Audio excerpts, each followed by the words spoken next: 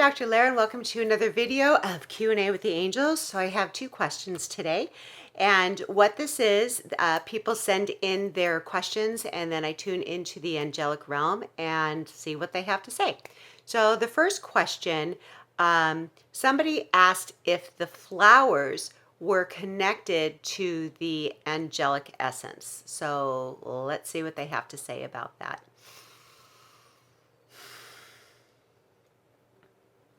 So what they're showing me is everything on earth. They're showing me the animals. They're showing me plants.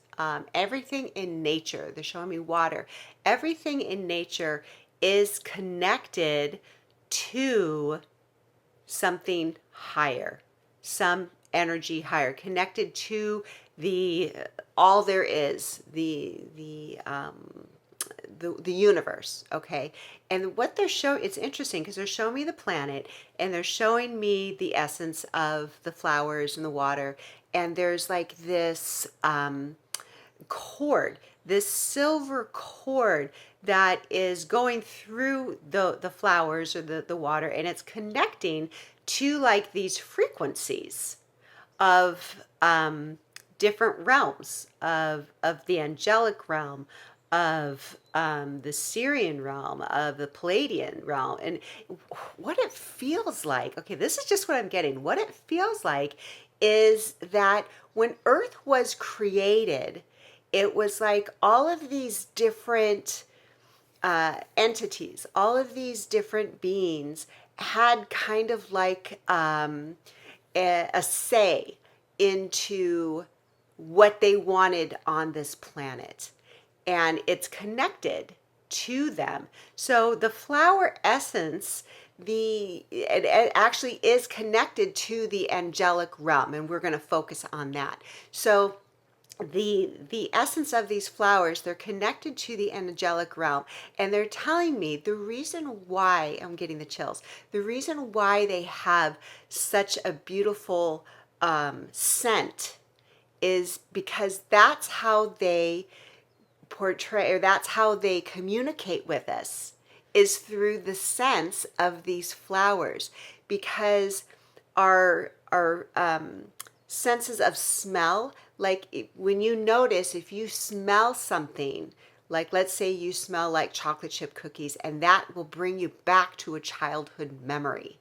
It's kind of like the same thing with when you smell a really good lily or a really fragrant rose. Like you just, and you maybe not have a memory of it, but you feel really good because that scent smells so amazing. And that is how the angels connect with you on a physical level. Okay, so sometimes, the angels, they want to connect with you through your intuition.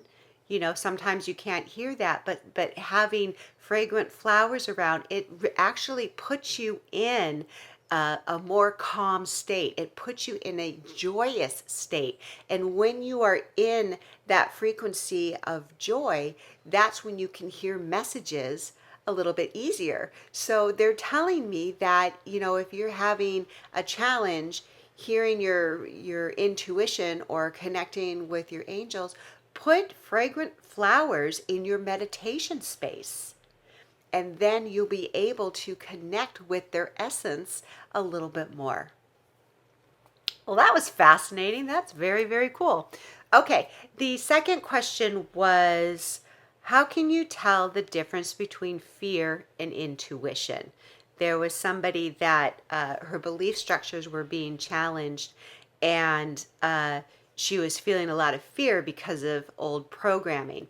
So she was wondering if that was her intuition telling her not to do something, or if it was fear, false experiences appearing real. Okay, so let's see what they say, how you can tell the difference between fear and intuition. Okay. Okay, first of all, fear, false experiences appearing real. Okay, fear, even though it feels real, it's based on illusion, and it's based on something that's happening in the future. Okay, when you are in the here and now, in a situation where where you're calm, but you start thinking about something and you feel fear, that is like the ego telling you something. Okay, and fear is a very visceral reaction. You feel it in your body, you feel the palpitations. And this isn't like the fight or flight fear. This is the illusion of fear. Okay?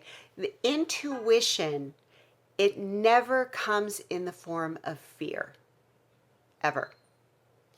It comes if there's something that you need to be aware of, it comes as a warning. It's like a subtle feeling in your body. So what they're showing me is like if you're walking down a street, okay, and it's nighttime, and you're like do everything's fine, and then there's this dark alley, and you see some people down there, and you're like, that's probably not a good way to go home. I'm going to turn around and go this way. That's a warning. Like, yeah, we don't want to go down there. And that's listening to your intuition. Don't go down there.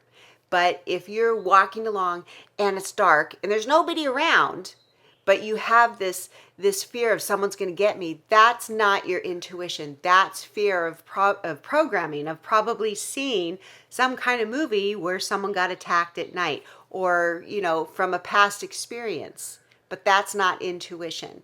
Okay? When you are challenged with a new belief structure, okay, let me back up. When we are programmed to think certain things, and then that belief structure is challenged, the ego moves in and says, wait a minute, no, this is different. We don't like different. Don't do that. And it brings in this fear. Okay, and it's almost like there's this mechanism that has been put in place for you to not trust your intuition. Okay, so when you get challenged on something that you've been programmed on, and you start to question it, it's like, wait a minute, that doesn't feel right to me. It feels like there's like this program that comes in. It's like, oh no, don't question. Okay, so when you think about it, okay, religion, school, the government, we have been taught not to question. We've been taught to believe what has been told to us. We have been taught that we are separated from the divine. We are taught that we need to just memorize facts, and that's learning. We haven't been taught to explore or to question authority or to question what is being given to us, okay? So that has been programmed into us from a very young age. So now that we're adults and we're being told something and we're questioning something, and we question it and it brings up this fear, it could be when you were a child and you questioned something, you were shot down. And that could be that fear of getting in trouble, of why you questioned authority. You're not supposed to. And if you do, you get in trouble. You get shot down. You get embarrassed. You get humiliated. Unless you had a really cool teacher that saw through it and said, yes, let's talk about that. But that's very rare. Okay, so it feels like whoever was asking this question, that fear may be from a past experience of questioning authority. So if you can work through that feeling of questioning authority, working through that trauma, the next time that you question something, you're not going to have that past reaction of fear. And you'll be able to discern, does this feel right in your body? And that's why it's really important for all of us to work through stuff. We don't really realize how much our past affects our future. Okay. And there are people out there that are saying you don't have to live in the past. You don't have to deal with anything in your past. And that's fine if that is their truth. But what they're saying here is the past, present, and future are all the same. It's not about living in the past. It's about listening to your body. It's about listening to when you get triggered. What is this? Why am I being triggered? What thought or belief is making me feel this way? And you get in touch with that thought and you start to question things and you start to look within and you become your own authority. And that way you're not looking outside of yourself for answers. You can find them within, and whatever your truth is, that rings true for you. And when you are solid in your truth, it doesn't matter what other people say or feel because you're not threatened by it. You know what your truth is. And they're also saying be open to other truths, okay? Because what could be true for us last year may not be true for us this year because more information is being revealed to us. So understand that our truth at that time really is our truth given the information that we have.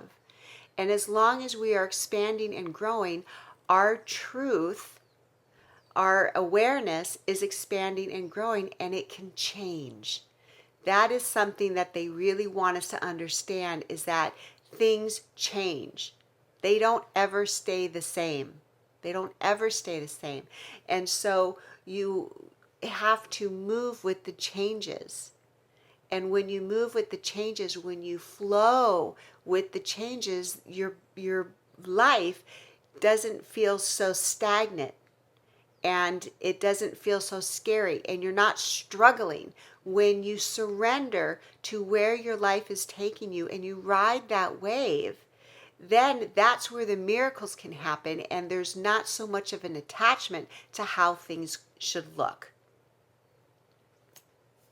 Okay, got off on a little tangent there, but I guess the information needed to come through. So those were the questions. If you have questions, send them in and we'll see what the angels have to say about that. So thank you so much for tuning in. Have a beautiful week.